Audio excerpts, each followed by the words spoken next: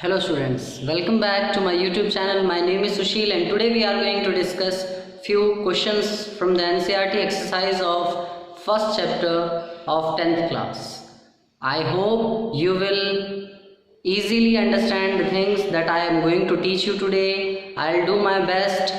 Now let's start our first question of exercise, and that is PbO plus C gives you Pb plus CO2.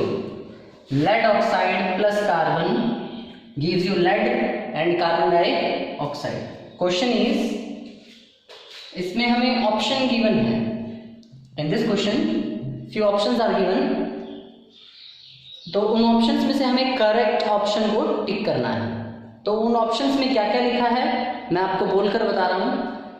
पहले option में है कि lead is getting reduced. Lead reduce हो रहा है, जो कि बिल्कुल गलत है, क्योंकि लेड तो रिजल्ट है, ये रिड्यूस नहीं हो रहा. लेड का ऑक्साइड लेड में कन्वर्ट हो रहा है, तो लेड का ऑक्साइड रिड्यूस हो रहा है. आप ये कहोगे PbO is reduced, lead oxide is reduced. यहां हो रहा है रिडक्शन, क्योंकि यहां लॉस ऑफ इलेक्ट्रॉन हो रहा है. PbO इलेक्ट्रॉन्स को छोड़कर Pb में कन्वर्ट हो रहा है, तो यहां रिडक्शन हो रहा है. तो नेक्स्ट ऑप्शन है carbon dioxide is getting oxidised. Carbon dioxide oxidise नहीं हो रही भाई, क्योंकि वो तो एज ए रिजल्ट बनी है. ऑक्सीडाइज कौन हो रहा है? कार्बन हो रहा है, क्योंकि कार्बन जो है यहाँ पर अकेला था और यहाँ उसके पास अब ऑक्सीजन है, तो यहाँ गेन ऑफ ऑक्सीजन हुआ है, गेन ऑफ ऑक्सीजन हुआ है, तो ये है ऑक्सीडेशन. नेक्स्ट जो है वो है carbon is getting oxidised. Carbon oxidise हो रहा है. थर्ड ऑप्शन में पूछा है, बोला है कार्बन इज गेटिंग ऑक्सीडाइज्ड, जो कि करेक्ट है कि कार्बन ऑक्सीडाइज हो रहा है. और सॉरी, इसको सी मेंशन किया है बुक में. और डी जो है वो ये है कि लेड ऑक्साइड इज रिड्यूस्ड. हमने भी ये लिखा है lead oxide is reduced, lead oxide is reduced. तो ये दोनों पॉइंट्स जो है इस इक्वेशन के बारे में सही हैं, और बाकी दो पॉइंट थे, स्टार्टिंग के 2 पॉइंट्स वो दोनों रॉन्ग थे. तो इस तरह से हमें क्वेश्चन को करना था. नेक्स्ट क्वेश्चन जो है second question of NCERT exercise of chapter first from 10th class is Fe2O3 plus 2Al gives you Al2O3 plus 2Fe. इसमें हमें ऑप्शन जो गिवन है A, B, C और D, वो ये है कि ये एक कॉम्बिनेशन रिएक्शन है,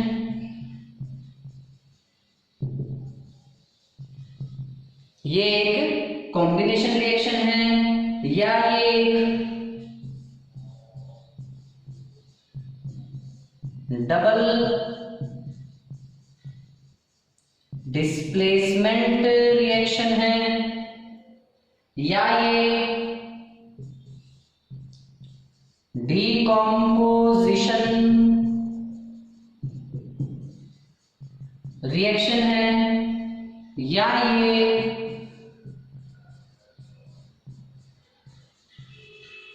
डिस्प्लेसमेंट रिएक्शन है. इसका ऑप्शन डी बिल्कुल राइट है. वो इसीलिए क्योंकि एल्यूमिनियम आयरन से ज्यादा रिएक्टिव है. उसने आयरन के ऑक्साइड में से आयरन को डिस्प्लेस करके अलग कर दिया है. उसने आयरन के ऑक्साइड में से आयरन को डिस्प्लेस करके अलग कर दिया है. तो ये एक डिस्प्लेसमेंट रिएक्शन का एग्जाम्पल है. नेक्स्ट क्वेश्चन है what happens when dilute hydrochloric is added to iron filings. Dilute hydrochloric acid is added to iron filings और पूछा है कि क्या होगा, टिक द करेक्ट आंसर, और कहा गया है कि करेक्ट आंसर को टिक करो। ऑप्शन ए है hydrogen gas and iron chloride is produced. देखिए आयरन ज्यादा रिएक्टिव है हाइड्रोजन से, तो वो हाइड्रोजन को रिप्लेस करेगा, FeCl2 बनाएगा और हाइड्रोजन गैस प्रोड्यूस हो जाएगी। तो जो ऑप्शन ए है वो बिल्कुल सही है, ऑप्शन ए बिल्कुल सही आंसर है कि hydrogen gas and iron chloride is produced. Next जो है क्वेश्चन फोर्थ, क्वेश्चन नंबर 4, उसमें पूछा गया है what is a balanced chemical equation, why should a chemical equation be balanced.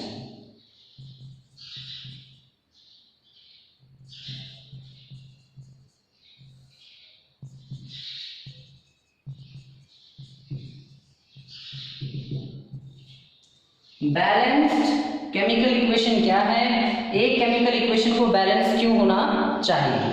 तो आपको जवाब ये देना है कि एक इक्वेशन जिसमें टोटल मास ऑफ रिएक्टेंट और total mass of product same हो, जिसमें atoms of a particular element in reactants will be equal to the number of atoms of that particular element in product, same हो, equal हो, तो हम कहेंगे कि वो इक्वेशन बैलेंस है। और इक्वेशन का बैलेंस होना इसलिए जरूरी है क्योंकि लॉ ऑफ कंजर्वेशन ऑफ मास कहता है कि कोई भी केमिकल या फिजिकल चेंज हो उसमें मास का लॉस नहीं होता, और केमिकल चेंज है, केमिकल इक्वेशन केमिकल चेंज का ही एक सिंबॉलिक फॉर्म होता है, तो वो लॉ ऑफ कंजर्वेशन ऑफ मास को होल्ड करना बहुत जरूरी है, इसीलिए एक इक्वेशन का बैलेंस होना बहुत ही जरूरी है। देखिए आपको इसके जवाब में लिखना है अ balanced chemical equation, an equation in which atoms of a particular element,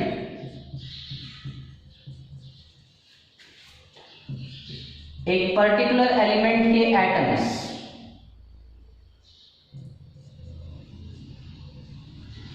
in which the number of atoms of a particular element are equal to the number of atoms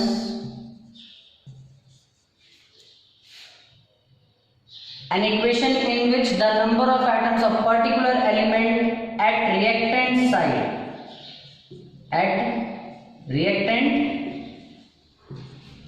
side में एक पर्टिकुलर एलिमेंट के atoms की जो संख्या है equal to the number of atoms of that element on product side और at product side. The total mass of reactants must be equal to the total mass of products.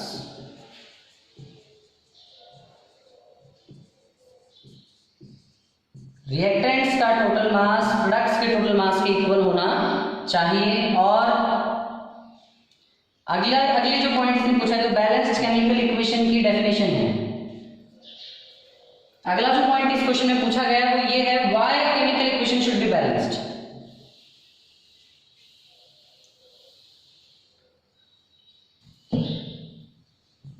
A chemical equation is symbolic form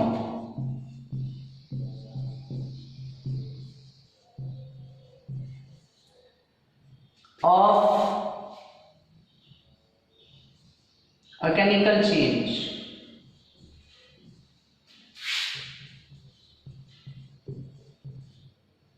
एक chemical equation जो है वो एक chemical change या chemical reaction का symbolic form है end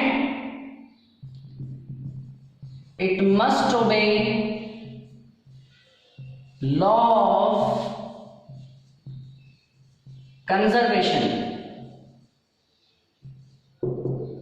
of mass, उसे law of conservation of mass obey करना बहुत ही जरूरी है। इसका मतलब कि total mass of reactants should be equal to the total mass of products। Reactants का टोटल मास और प्रोडक्ट्स का टोटल मास इक्वल होना चाहिए, so a chemical equation should be balanced. ये है हमारा आंसर नंबर 4। आंसर नंबर 5 में क्या है, क्वेश्चन क्या पूछा गया है वो देखिए जरा।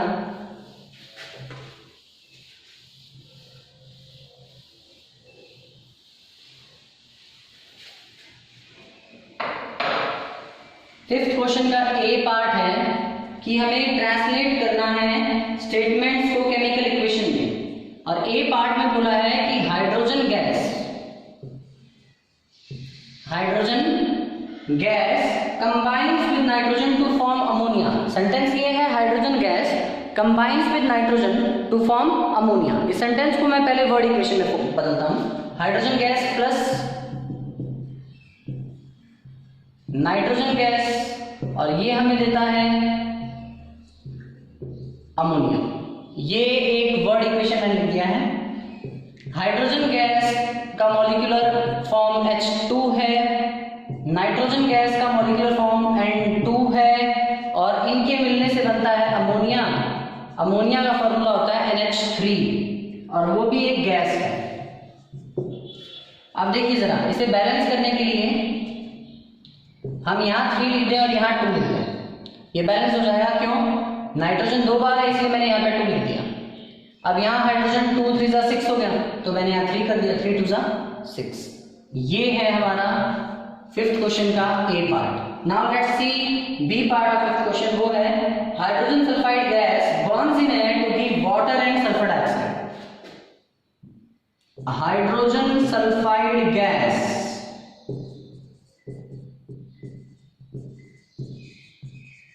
Burns in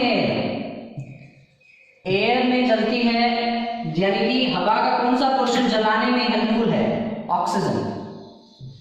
Burns in air to give, आप यहां पे बर्न या कंबशन लिख सकते हो एरो पे। कंबशन मतलब जलाया गया है, दहन किया गया है, इसको एक तरह का ऑक्सीडेशन रिएक्शन है। Hydrogen sulphide gas burns in air to give water and sulfur dioxide।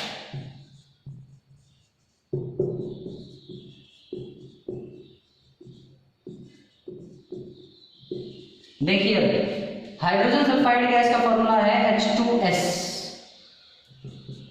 Burns in air यानी कि ऑक्सीजन के साथ जलता है, और जब इसका कंबशन होता है तो उससे वाटर बनता है H2O, और सल्फर डाइऑक्साइड बनती है यानी कि SO। देखिए अब थोड़ा ध्यान से हमें इसे बैलेंस भी करना है।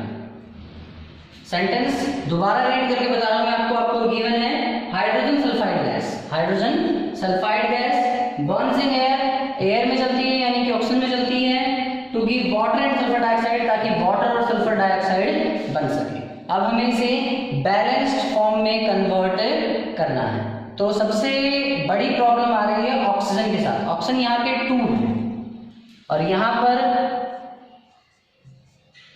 2 and 1 3 ऑक्सीजन एटम्स है हमारे पास। तो क्यों ना मैं ऑक्सीजन को यहाँ 3 कर दूं। ऑक्सीजन यहाँ 3 2 6 हो जाएंगे, और यहाँ मैं 2 कर दूं, हाइड्रोजन 2 2 4 हो गया, यहाँ 2 कर दूं, हाइड्रोजन 2 2 4 हो गया, सल्फर यहाँ 2 है तो सल्फर को 2 कर देता हूँ। अब देखिए ऑक्सीजन कितना हुआ, 2 2 4 and 2 6, हाइड्रोजन 2 2 4, हाइड्रोजन 2 2 4। मैं इसे दोबारा बैलेंस करके बता रहा हूँ, जरा ध्यान से देखिएगा।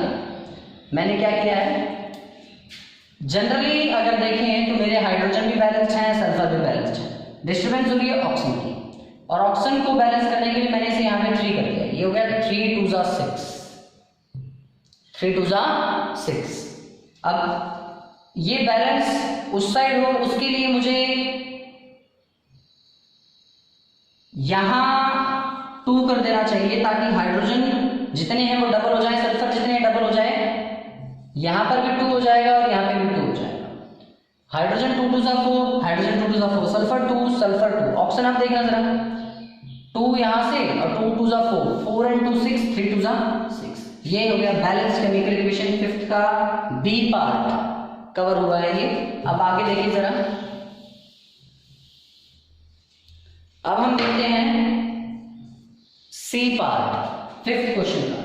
उसमें क्या पूछा गया है, barium chloride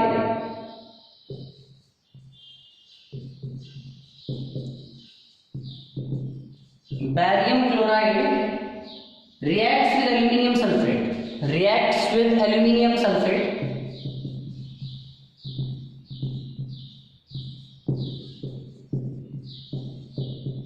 to give aluminium chloride and precipitate of barium sulfate.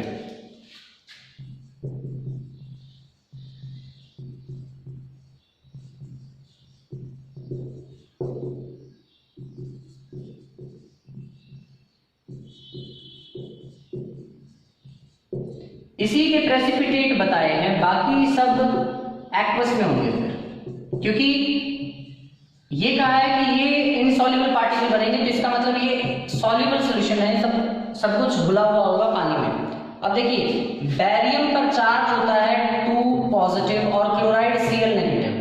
इस 2 को इधर मल्टीप्लाई करेंगे, 1 को इधर, तो ये हो जाएगा BaCl2, 2 इधर और 1 इधर।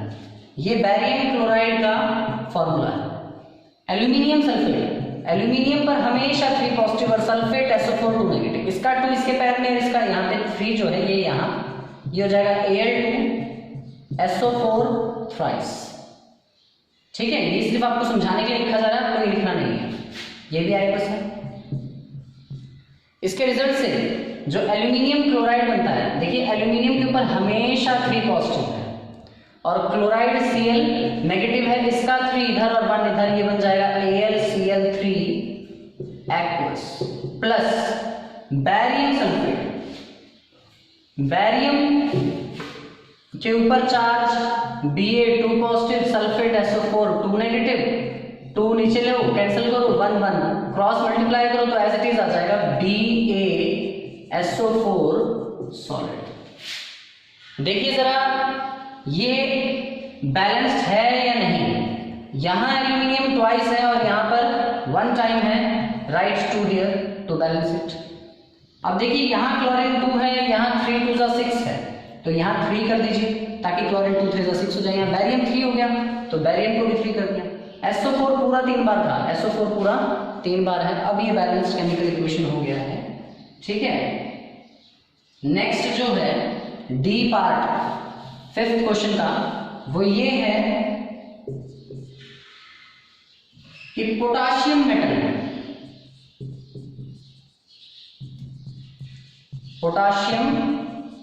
मेटल रिएक्ट्स विद वाटर से रिएक्ट करता है टू गिव पोटाशियम हाइड्रोक्साइड, ताकि पोटाशियम हाइड्रोक्साइड बन सके, साथ में एंड हाइड्रोजन गैस और हाइड्रोजन गैस बन सके। देखिए हमें इसका इक्वेशन बनाना है। पोटाशियम के ऊपर हमेशा K1 होता है, K पॉजिटिव, और पोटाशियम मेटल है ना, तो पॉजिटिव शो करने की जरूरत नहीं है, सिर्फ K रहेगा।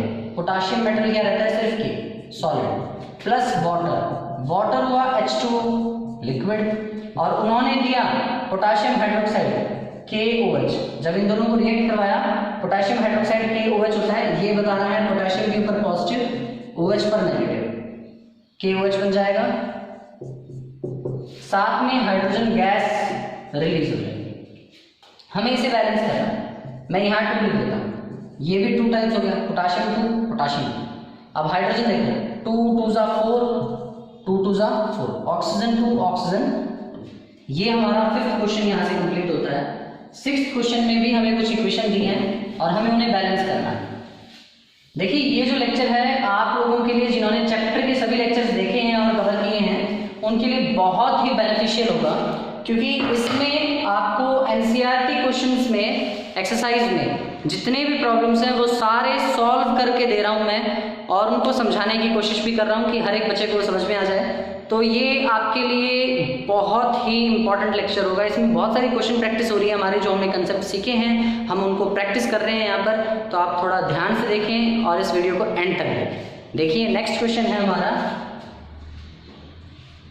सिक्स्थ का ए पार्ट। उस क्वेश्चन में हमसे पूछा गया है, हमें कहा गया है कि हमें बैलेंसिंग करनी है, इक्वेशंस को हमें बैलेंस करना है और इक्वेशन है HNO3 plus CaOH twice, it gives us CaNO3 twice,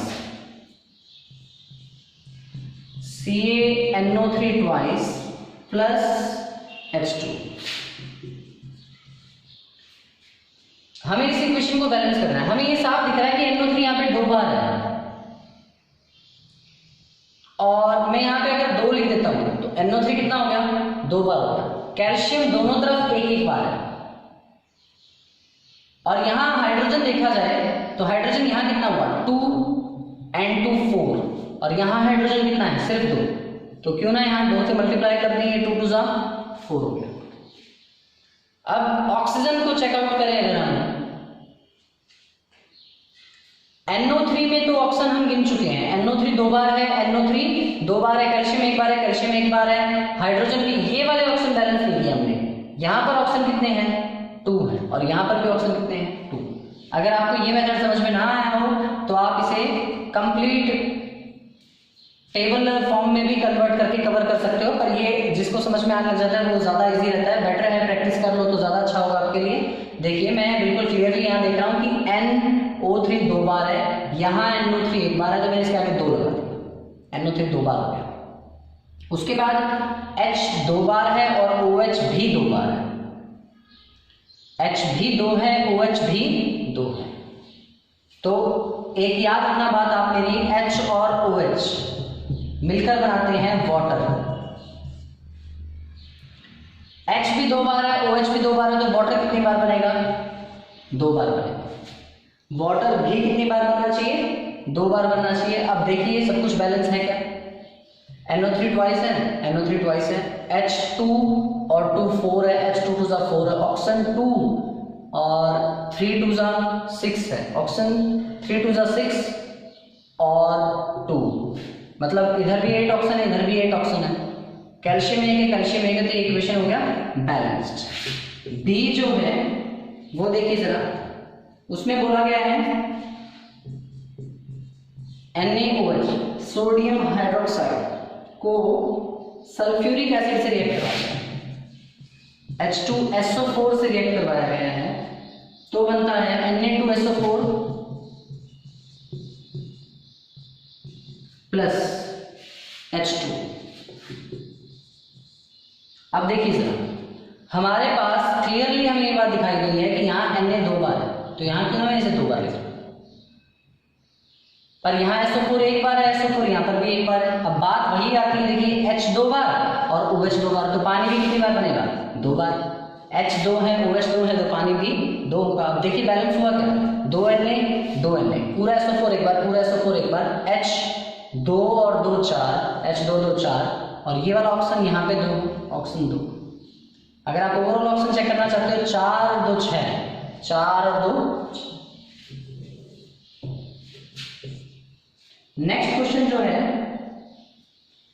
वो है कि NaCl सोडियम क्लोराइड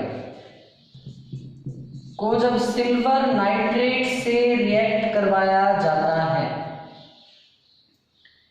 तो सिल्वर का क्लोराइड और सोडियम का नाइट्रेट बनता है, AgCl और NaNO3 बनता है। देखिए स्टूडेंट्स ये ऑलरेडी बैलेंस्ड है, क्योंकि यहाँ पर Na 1, NO3 1, Na और NO3 1, Ag और Cl 1 1 है, AgCl 1 1 है। तो ये डबल डिस्प्लेसमेंट रिएक्शन है, दोनों रिएक्टेंट्स ने आपस में आयंस को एक्सचेंज किया है, Ag के साथ Cl आ गया, Na के साथ NO3 आ गया, लेकिन ये बैलेंस्ड है ऑटोमेटिकली। अब जो D पार्ट है वो क्या कहता है? D पार्ट में मेंशन है कि बैरियम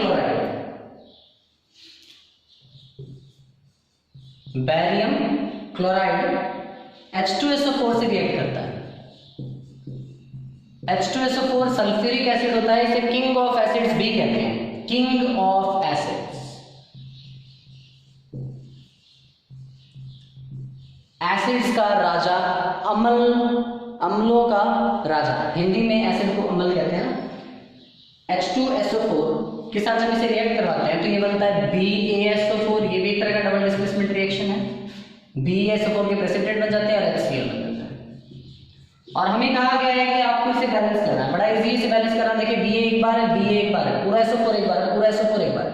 यहाँ पर H दो बार है, क्लोरीन भी दो बार है, तो क्यों ना हम इसके आगे दो लिख दें, H भी दो हो गया, क्लोरीन भी दो हो गया। ठीक है, नेक्स्ट देखिए जरा,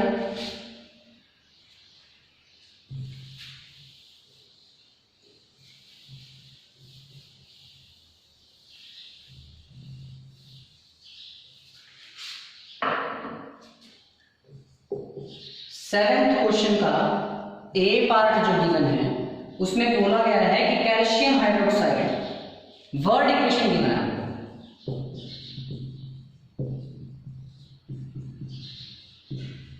कि कैल्शियम हाइड्रोक्साइड को हम रिएक्ट करवाएं जब कार्बन डाइऑक्साइड से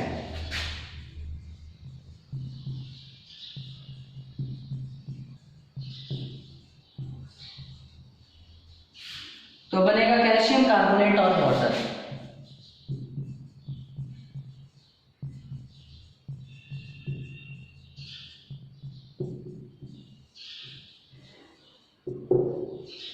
देखिए कैल्शियम हाइड्रोक्साइड है, ये सिलेक्ट लाइन होता है, इसका फॉर्मूला है CaOH ट्वाइस प्लस, ये बना कैसे, कैल्शियम पर हमेशा 2 पॉजिटिव चार्ज होता है और हाइड्रोक्साइड पे OH नेगेटिव, क्रॉस मल्टीप्लाई कर दीजिए कैल्शियम हाइड्रोक्साइड। कार्बन डाइऑक्साइड से जब रिएक्शन करता है तो कैल्शियम कार्बोनेट बनता है, CaCO3 और वाटर H2। ये हमने चैप्टर के दौरान भी किया था, आपको याद हो तो। व्हाइट वॉशिंग के 2 या 3 दिन बाद चमक क्यों आती है, उसका रीजन यही था कि जब हम व्हाइट वॉशिंग करते हैं तो हम कैल्शियम हाइड्रोक्साइड स्लेक्ड लाइन को हम दीवारों पर लगाते हैं। ठीक है, और वो एनवायरनमेंट में प्रेजेंट कार्बन डाइऑक्साइड से रिएक्शन करके मार्बल टाइप की एक लेयर बना लेती है। CaCO3 मार्बल है, मार्बल जैसे एक लेयर बना लेती है, साथ में वाटर बनता है। ठीक है, तो क्या ये इक्वेशन बैलेंस है? यहाँ पर देखिए Ca एक बार है, Ca एक बार है, कार्बन एक बार है, कार्बन एक बार है, हाइड्रोजन यहाँ पे 2 हैं, हाइड्रोजन 2 हैं। ऑप्शन देखिए 2 और 2 4, ऑप्शन 3 और 1 4, ये बैलेंस्ड केमिकल इक्वेशन। नेक्स्ट है zinc plus silver nitrate, 7th का B part.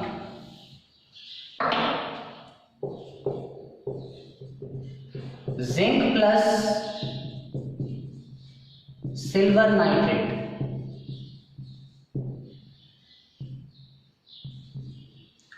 converts into zinc nitrate and silver.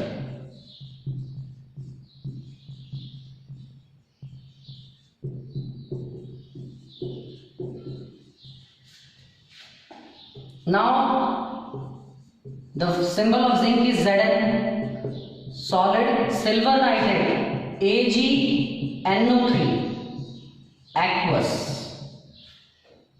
See, charge of silver is positive always and nitrate ion NO3 negative.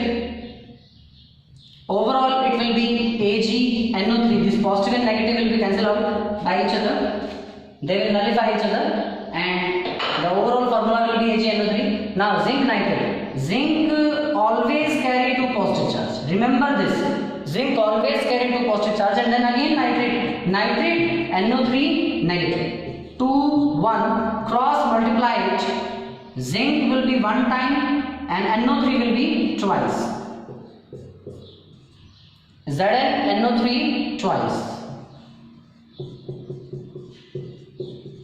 and plus silver Ag. Now we can see that NO3 is written 2 times at the product side. Product side में NO3 2 बार है and here NO3 is only 1 time, so multiplied by 2. इसको आप 2 से multiply कर दीजिए और यहाँ पर जो 2 है वो सिल्वर से भी multiply it's also automatically multiplied with silver. Silver भी ट्वाइस हो गया तो यहाँ पर भी आप ट्वाइस कर दीजिए, सिल्वर भी ट्वाइस हो गया. और आप क्लियरली देख सकते हो जिंक यहाँ 1 है, यहाँ पर भी 1 है. Zinc is equal on the both side, number of atoms of zinc is equal on the both sides, so it is the balanced chemical equation. It is a required balanced chemical equation. 7th question का C part देखिए, उसमें आपको mention है कि aluminium, 7th question का C part, aluminium plus copper chloride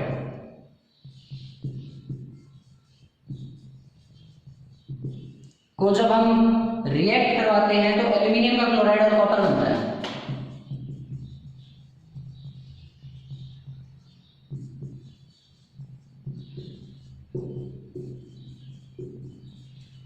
देखिए aluminium है Al, copper chloride CuCl2, aluminium का chloride AlCl3 and copper Cu.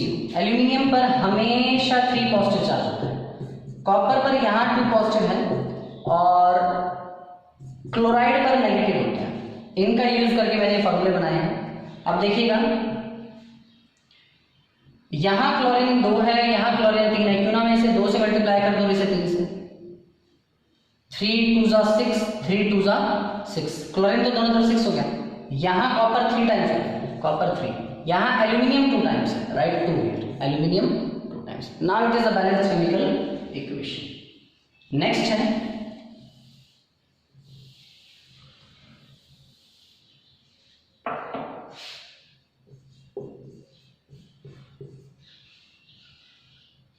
Barium chloride plus potassium sulphate.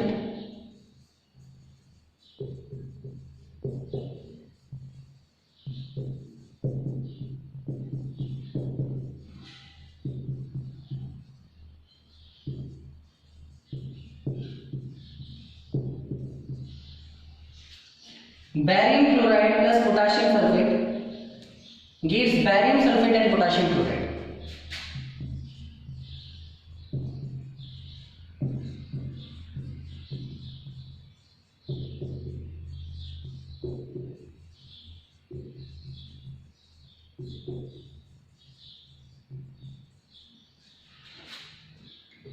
देखिए ये एक डबल डिस्प्लेसमेंट रिएक्शन है. बैरियम पर हम कितनी बार कवर कर चुके हैं, बैरियम पर हमेशा 2 पॉजिटिव चार्ज रहेगा, क्लोराइड Cl नेगेटिव, तो फॉर्मूला बना BaCl2, ये 2 इधर मल्टीप्लाई हो जाएगा, 1 इधर. पोटाशियम सल्फेट, पोटाशियम पे हमेशा पॉजिटिव होता है, सल्फेट अभी भी हम कितनी बार कवर कर चुके हैं, SO4 2 नेगेटिव होता है, ये 2 इधर और ये 1 इधर, ये हो जाएगा K2SO4. Gives you barium sulphate, उसका फॉर्मूला BaSO4 बनेगा, बैरियम और सल्फेट. पोटाशियम क्लोराइड KCl बन जाएगा. इसे हमें बैलेंस करना है. हम साफ देख सकते हैं यहाँ पे पोटाशियम 2 बार है, मल्टीप्लाइड 2 गया, क्लोरीन यहाँ पे 2 बार है, यहाँ ऑटोमेटिकली 2 बार हो गया. बैरियम 1 बार है, बैरियम 1 बार, SO4 कंप्लीट 1 बार है, SO4 कंप्लीट 1 बार. ये हुआ बैलेंस्ड केमिकल इक्वेशन. यहाँ पर ये भी एक्वस है, ये भी एक्वस है. बैरियम सल्फेट जो है वो सॉलिड प्रेसिपिटेट बना के, सॉल्युबल सब्सटेंस बना के नीचे बैठ जाता है और ये एक्वस रहेगा. नेक्स्ट जो क्वेश्चन है हमारा 8th क्वेश्चन, क्वेश्चन नंबर 8.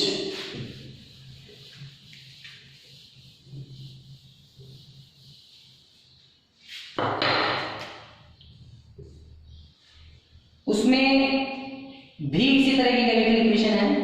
आप वो क्वेश्चन खुद ट्राई करना और उसमें जो भी आपको डाउट आए वो आप मुझसे कमेंट सेक्शन में पूछ लेना. अब हम आते हैं 9th क्वेश्चन पर. 9th क्वेश्चन क्या है, what does one mean by exothermic and endothermic reaction. Exothermic and endothermic reactions. Exothermic reaction और एंडोथर्मिक रिएक्शन कौन से हैं?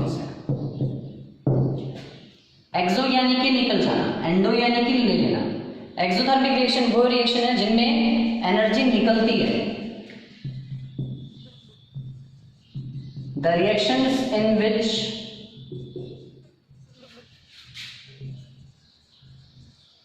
एनर्जी इज रिलीज्ड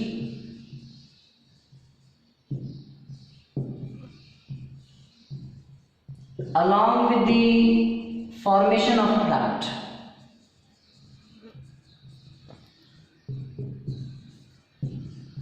प्रोडक्ट के बनने के साथ साथ एनर्जी रिलीज होती है, उन्हें हम कहते हैं एक्सोथर्मिक रिएक्शन। और अब हमारा है टॉपिक एंडोथर्मिक रिएक्शन। वो कौन से रिएक्शंस हैं? वो रिएक्शंस हैं जिनमें एनर्जी ली जाती है, जो एनर्जी को लेकर पॉसिबल होते हैं, जिनमें पहले एनर्जी ली जाएगी फिर केमिकल चेंज होगा। The reactions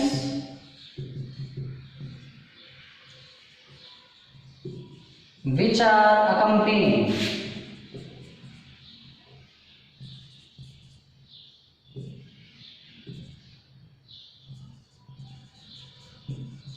by gaining energy, ये रिएक्शन एनर्जी को गेन करके ही पूरे होते हैं। जैसे कि अगर हम बात करें कैल्शियम कार्बोनेट के डिकम्पोजिशन की, इसको जब हम हीट करेंगे, डेल्टा मीन्स जब हम इसको हीट करेंगे तभी ये कैल्शियम ऑक्साइड और कार्बन डाइऑक्साइड में टूटेगा। तो ये कब पॉसिबल हो पाया? जब हमने इसको एनर्जी दी। तो ये रिएक्शन एनर्जी को लेकर पॉसिबल हो पाया। एक्सोथर्मिक रिएक्शन में देखिए जब एनर्जी निकल जाए, जैसे एग्जाम्पल, जब हम लाइन को, ये जो CaO बना, इसको जब हम पानी में मिलाते हैं तो CaOH ट्वाइस बनता है, कैल्शियम का हाइड्रोक्साइड बनता है और साथ में एनर्जी भी रिलीज होती है। तो जिनमें एनर्जी प्रोडक्ट साइड ऐड करके लिखी गई है वो एक्सोथर्मिक हैं, और जिनमें रिएक्टेंट साइड एनर्जी ऐड हो रही है या एरो पे एनर्जी का कोई सिंबल लिखा हुआ है, एनर्जी लिखी गई है, तो वो एंडोथर्मिक। नेक्स्ट क्वेश्चन है, why is respiration considered as exothermic reaction? ये बहुत ही इंपॉर्टेंट क्वेश्चन है कि रेस्पिरेशन को एक्सोथर्मिक रिएक्शन क्यों कहा जाता है। देखिए रेस्पिरेशन, कई बच्चों को वहम होता है कि रेस्पिरेशन का मतलब होता है ऑक्सीजन अंदर लेके जाना और कार्बन डाइऑक्साइड बाहर छोड़ देना। नहीं, वो ब्रीदिंग है। ऑक्सीजन का अंदर आना और कार्बन डाइऑक्साइड का बाहर जाना वो एक ब्रीदिंग का पार्ट है, वो ब्रीदिंग है। रेस्पिरेशन क्या है? रेस्पिरेशन का मतलब है कि जो भी फूड हमने खाया है वो डिकम्पोज होने के बाद ऑक्सीडाइज हो जाए, सेल्स में जाकर वो फूड ऑक्सीजन से ऑक्सीडाइज हो जाए और फिर वो एनर्जी दे। और क्योंकि इस प्रोसेस में एनर्जी बन रही है तो it is an exothermic process. देखिए ध्यान से, सपोज कीजिए जो भी हमने खाया वो टूट कर, जो भी स्टार्च हमने खाया वो टूट कर ग्लूकोज में बदल गया, C6H12O6, वो सारा ग्लूकोज में बदल गया। और ग्लूकोज ऑक्सीजन से सेल्स के अंदर ऑक्सीडाइज होके कार्बन डाइऑक्साइड बनाता है, वाटर बनाता है और एनर्जी छोड़ता है। और क्योंकि इस प्रोसेस में एनर्जी निकलती है, सेल को बाकी काम करने के लिए एनर्जी इसी प्रोसेस से मिलती है, तो इसीलिए ये प्रोसेस जो है एक्सोथर्मिक प्रोसेस है। देखिए इसे हमें बैलेंस करना है, यहाँ पे 6 है तो मैं यहाँ पे 6 कर लेता हूँ, यहाँ और यहाँ। अब ये इक्वेशन कंप्लीटली बैलेंस्ड इक्वेशन है। रेस्पिरेशन का मतलब क्या है? Oxidation of glucose, oxidation of glucose to obtain energy for various cellular processes.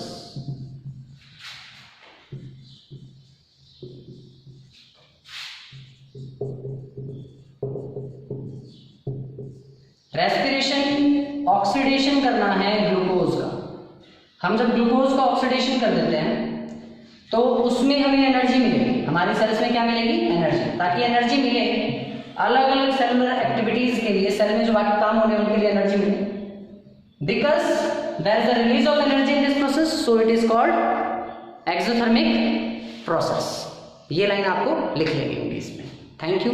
अगला देखते हैं हम। नेक्स्ट क्वेश्चन जो है वो है what are the decomposition reaction, why are they called opposite of combination reaction. देखिए डीकॉम्पोजिशन रिएक्शन, एग्जाम्पल्स का बड़ा रोल होता है इसमें। अगर हमने एक अप्रोप्रिएट एग्जाम्पल दे दिया तो वो एग्जाम्पल जो है हमारे आंसर को सेटिस्फाई करने में काफी हेल्प करता है। देखिए ध्यान से,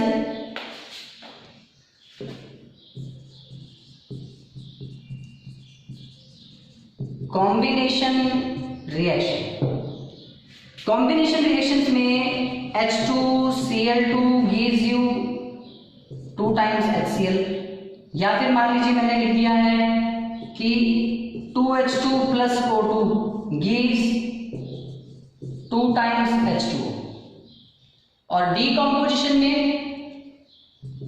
H2O में से जब इलेक्ट्रिसिटी पास की गई, इसका जब हमने इलेक्ट्रोलाइसिस किया, इसमें से जब हमने इलेक्ट्रिसिटी पास की तो ये टूट गया H2O। तो क्या ये दोनों इक्वेशन एक दूसरे के अपोजिट नहीं है? देखिए जरा, हाइड्रोजन और ऑक्सीजन दोनों ने मिलकर क्या दिया है? वाटर। और यहाँ पर जब वाटर बना तो साथ में थोड़ी सी एनर्जी भी बनी। और अगर हम पानी को एनर्जी दें, इलेक्ट्रोलाइसिस मतलब इलेक्ट्रिसिटी की फॉर्म में एनर्जी दी, पानी को हमने इलेक्ट्रिसिटी की फॉर्म में एनर्जी दी तो दोबारा से हाइड्रोजन ऑक्सीजन मिल जाएंगे। तो क्या ये दोनों एक दूसरे के अपोजिट नहीं है? हाँ है। तो डीकम्पोजिशन रिएक्शन की डेफिनेशन लिखनी है, a reaction in which a single reactant splits to give 2 or more products। और कॉम्बिनेशन रिएक्शन की डेफिनेशन लिखनी है, the reaction in which 2 or more reactants combine to form a single product। and by definition and by example we can see these are just opposite of each other। Next question पे आते हैं।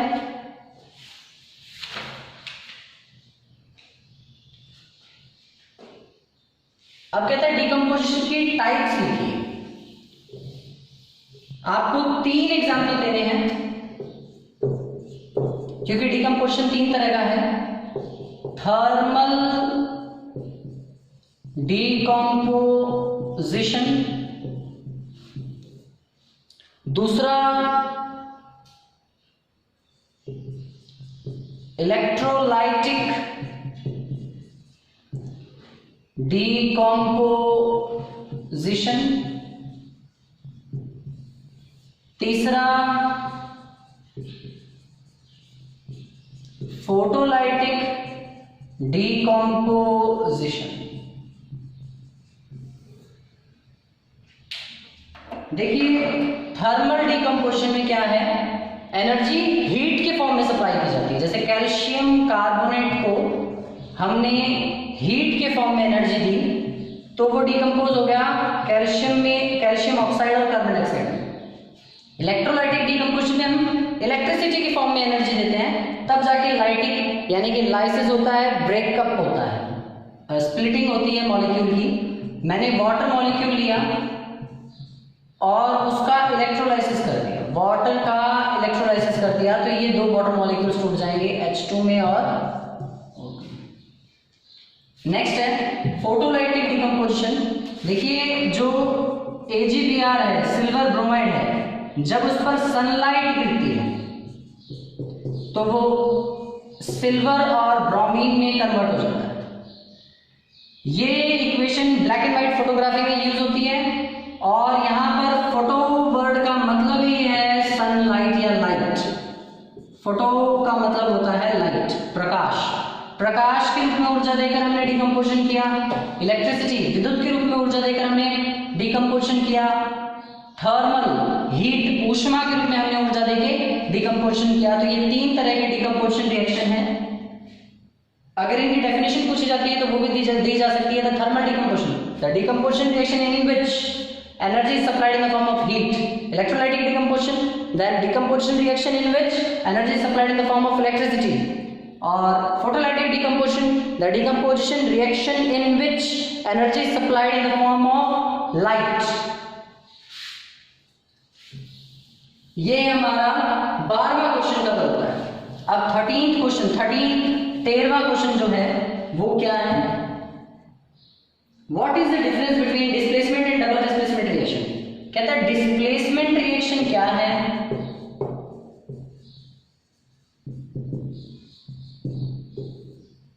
और double displacement reaction क्या है?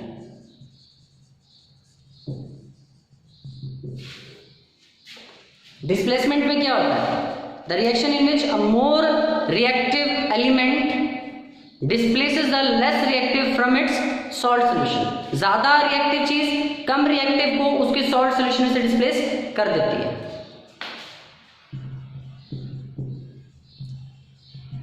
The reactions in which more reactive element, ज्यादा reactive element जो है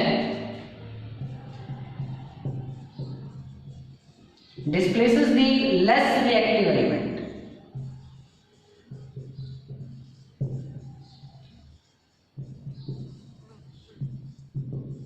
from its salt solution. वो रिएक्शंस जिनमें एक ज्यादा रिएक्टिव एलिमेंट कम रिएक्टिव एलिमेंट को उसके सॉल्ट सॉल्यूशन से डिस्प्लेस कर देता है। फॉर एग्जांपल कॉपर सल्फेट का एक्वस सॉल्यूशन है, उसको हमने जिंक सॉलिड से डिस्प्लेस किया है। ये जिंक यहाँ कॉपर से ज्यादा रिएक्टिव था, इसलिए जिंक ने कॉपर को हटा दिया और कॉपर अलग हो गया। ये रिएक्शन जिसमें जिंक ज्यादा रिएक्टिव है, उसने जिंक को जिंक ने कॉपर को उसके सॉल्ट सॉल्यूशन से डिस्प्लेस कर दिया। डबल डिस्प्लेसमेंट रिएक्शन क्या है? ये वो रिएक्शन होते हैं जिनमें दो रिएक्टेंट्स आयंस का एक्सचेंज करते हैं।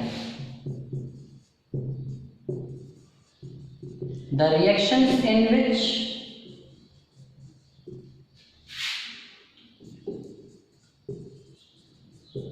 two reactants exchange their ions। देखिए जैसे कि बैरियम का क्लोराइड है और एल्यूमिनियम का सल्फेट है। ये दोनों एक्वस फॉर्म में है। अब क्या होगा? बैरियम का सल्फेट हो जाएगा, एल्यूमिनियम का क्लोराइड हो जाएगा।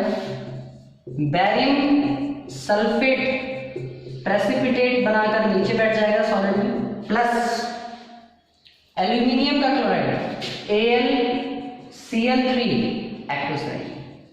इस रिएक्शन में दोनों रिएक्टेंट्स ने आपस में आयंस एक्सचेंज किए हैं। हमें यहाँ पे 2 लिख देना चाहिए और यहाँ 3 और यहाँ पर भी 3, तब जाके इक्वेशन बैलेंस हो जाता है। तो ये है हमारा क्वेश्चन नंबर 13। अब आते हैं क्वेश्चन नंबर 14 पर। क्वेश्चन नंबर 14 में बोला गया है कि जब हम सिल्वर की रिफाइनिंग करते हैं, in refining of silver the recovery of silver from silver nitrate solution involves the displacement by copper metal. देखिए ध्यान से, कहता है सिल्वर नाइट्रेट के सॉल्यूशन को हमने कॉपर मेटल से रिएक्ट कराया है, तो कॉपर नाइट्रेट का सॉल्यूशन बन गया और सिल्वर रिफाइन होके अलग हो गया। उसके लिए मुझे यहाँ पे 2 से मल्टीप्लाई कर देना चाहिए और यहाँ ये इक्वेशन लिखना था।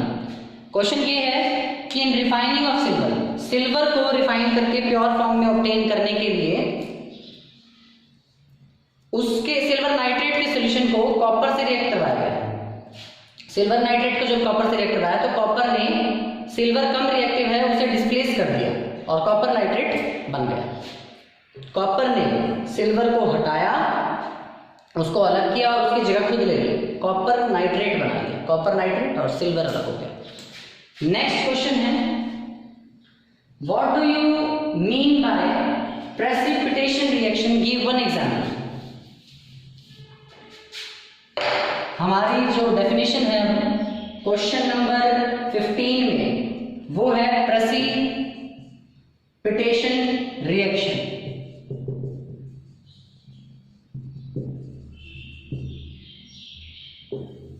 प्रेसिपिटेशन रिएक्शन कौन सा होता है? ये वो रिएक्शन है जिसमें इनसॉल्युबल सब्सटेंस या प्रेसिपिटेट बनकर तैयार होता है। द रिएक्शंस इन विच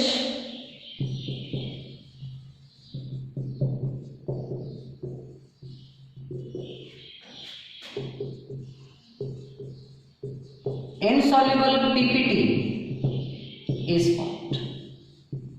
ये वो रिएक्शंस हैं जिनमें इनसॉल्युबल प्रेसिपिटेट बनता है, उन्हें हम प्रेसिपिटेशन रिएक्शन कहते हैं। देखिए ध्यान से, अभी भी मैंने एग्जांपल किया था कि मैंने बैरियम क्लोराइड का एक्वस सॉल्यूशन लिया है, उसे एल्यूमिनियम सल्फेट के एक्वस सॉल्यूशन से ट्रीट किया है, तो ओवरऑल जो बनेगा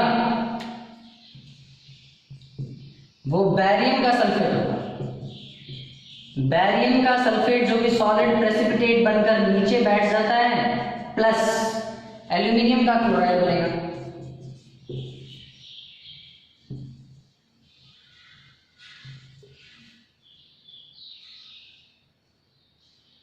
एल्यूमिनियम क्लोराइड बैरियम सल्फेट। तो ये जो इक्वेशन है इसमें इनसॉल्युबल प्रेसिपिटेट बनकर तैयार हो रहा है, तो इस इक्वेशन को हम नाम देंगे प्रेसिपिटेशन इक्वेशन का। नेक्स्ट जो क्वेश्चन है वो है क्वेश्चन नंबर 16, और कहा गया है कि ऑक्सीडेशन और रिडक्शन को समझाइए।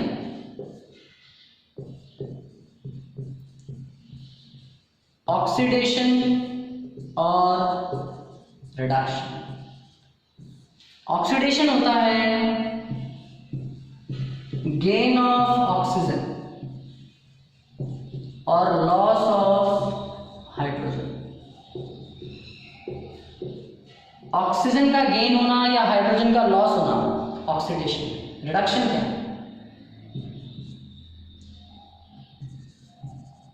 गेन ऑफ हाइड्रोजन, हाइड्रोजन का गेन होना और लॉस ऑफ या ऑक्सीजन का लॉस हो जाना। देखिए ध्यान से, एक एग्जांपल है, कॉपर का ऑक्साइड है, उसको हमने हाइड्रोजन से रिएक्ट करवाया है, वो कॉपर और H2O में कन्वर्ट हो गया।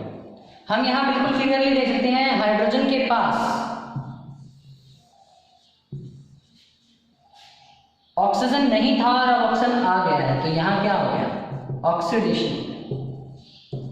और यहां ऑक्सीजन था पहले लेकिन अब नहीं है, यहां लॉस ऑफ ऑक्सीजन हुआ, तो यहां क्या हो? रिडक्शन हो गया है। ठीक है, इतना समझ में आ गया?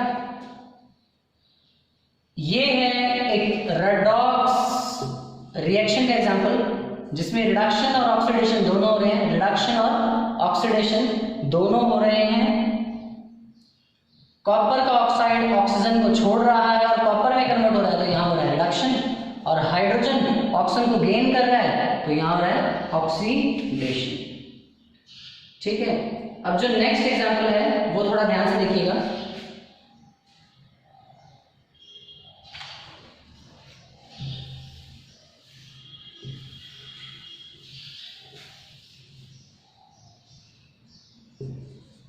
MnO2 plus 4HCl gives you MnCl2 plus 2H2O plus C। देखिए ये इक्वेशन बैलेंस तो है, हमें इसमें ये समझना है कि इसका ऑक्सीडेशन और इसका रिडक्शन होगा। यहाँ क्लोरीन के पास हाइड्रोजन था और यहाँ नहीं, तो यहाँ हुआ लॉस ऑफ हाइड्रोजन, और क्योंकि हाइड्रोजन का लॉस हो रहा है तो यहाँ हो रहा है ऑक्सीडेशन। और यहाँ Mn के पास ऑक्सीजन था, अब नहीं, यहाँ लॉस ऑफ ऑक्सीजन हुआ है, तो यहाँ हुआ है रिडक्शन। ऑक्सीजन का लॉस होता है तो वो होता है रिडक्शन।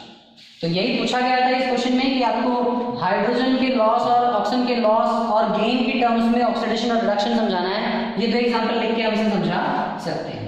नेक्स्ट क्वेश्चन जो है उसमें पूछा गया है कि अ shiny brown coloured substance X, एक शाइनी ब्राउन कलर एलिमेंट है X,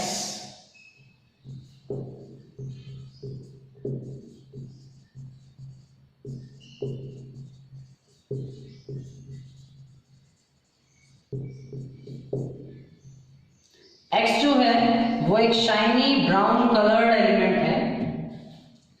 on heating in air becomes black in colour. इसको जब हम एयर में, एयर इन द सेंस वो बोलना चाहता है ऑक्सीजन की प्रेजेंस में, जब आप इसे हीट करते हो तो ये ब्लैक बन जाता है।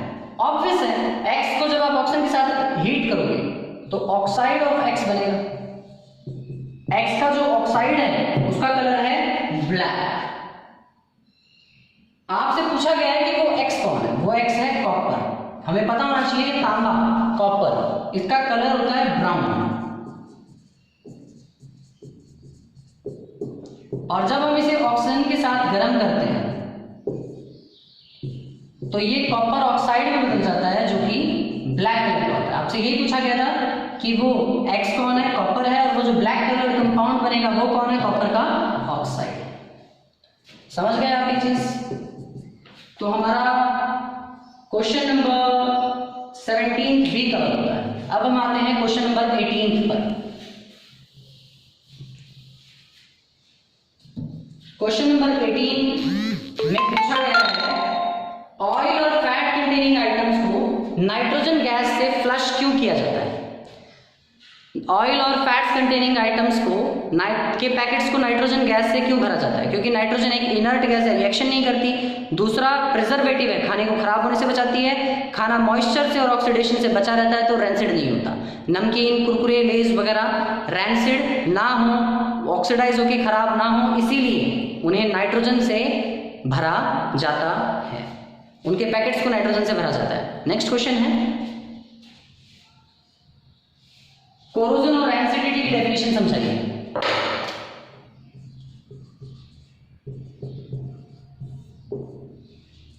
कोरोजन क्या है? मेटल का धीरे धीरे खाया जाना एटमॉस्फेयर के इफेक्ट में, slowly eating up of metal due to attack of atmospheric gases and moisture, corrosion है। लोहे पर जंग लगना कोरोजन का एक एग्जांपल है। Rusting of iron, corrosion. I am repeating the topic. Corrosion slowly eating up of metal, धीरे धीरे मेटल का खाया जाना, खत्म हो जाना, due to attack of moisture and atmospheric gases, नमी और एटमॉस्फेयर की गैसेस के अटैक के कारण, वो कोरोजन। नेक्स्ट है रैंसिडिटी।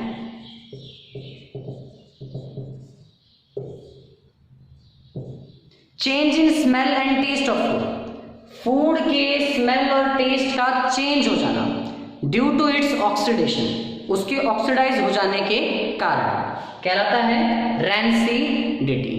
ठीक है, तो ये रैंसिडिटी की डेफिनेशन दोबारा सुन लीजिए। चेंज इन टेस्ट और smell of food due to oxidation is called rancidity. तो यहाँ पर हमारी एक्सरसाइज फर्स्ट चैप्टर की कंप्लीट होती है। हमने इसके 20 क्वेश्चंस कवर कर लिए हैं। आई होप आपको ये समझ में आया होगा। Thank you for attending my lecture and do it complete in your notebooks. Thank you class.